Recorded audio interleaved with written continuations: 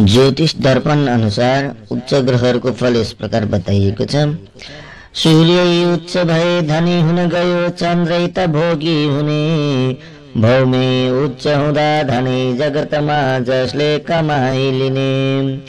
उच्च त्यो बुध नै भए त जसको नेता हुने नै भयो।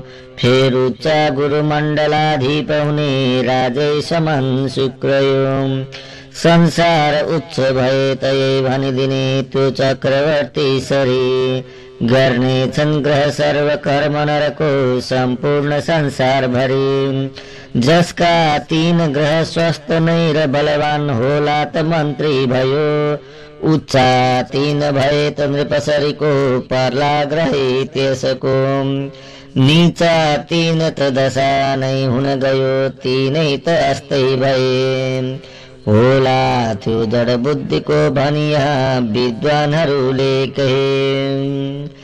ज्योतिष दर्पण काव्य अनुसार उच्च ग्रहहरूको